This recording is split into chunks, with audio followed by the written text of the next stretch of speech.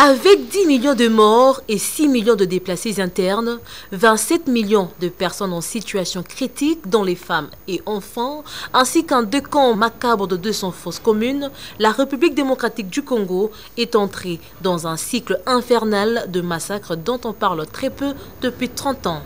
Pleinement engagé dans la reconnaissance mémorielle de ces génocides pour des gains économiques oubliés, le couple présidentiel de la RDC a fait le déplacement du centre culturel et artistique pour les pays d'Afrique pour donner le coup d'envoi de la table ronde sur l'appropriation collective du Génocauste.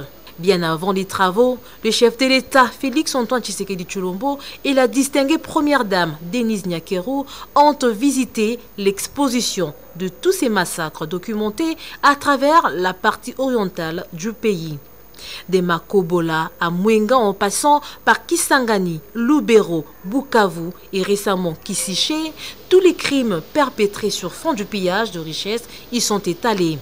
Au milieu de personnalités publiques nationales et celles venues de divers horizons, le couple présidentiel a suivi les allocutions des circonstances des responsables de la CIAVAR et du FONAREV, co-organisateurs de cette table ronde.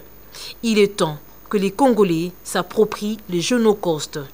Le Génocauste n'est pas qu'un concept ou une date symbolique. Il est l'incarnation d'un devoir, celui de faire connaître, de reconnaître et de réparer.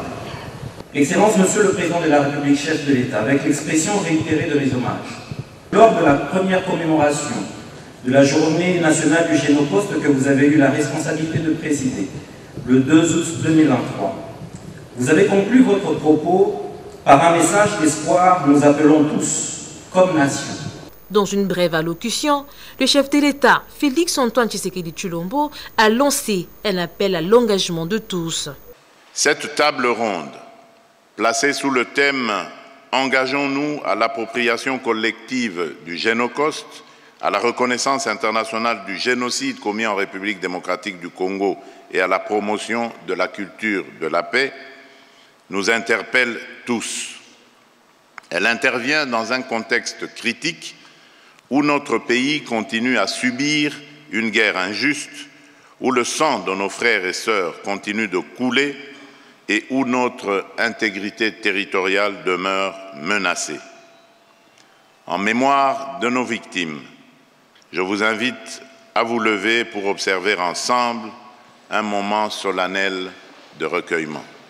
Pendant 3 jours, près de 300 participants vont réfléchir afin de présenter un programme d'insertion dans les programmes scolaires et universitaires, les programmes des médias et les langages communs d'un discours de prise de conscience collective et de perpétuation des connaissances disponibles sur l'histoire des exactions perpétrées en RDC depuis 1993 en vue de promouvoir une culture de la paix.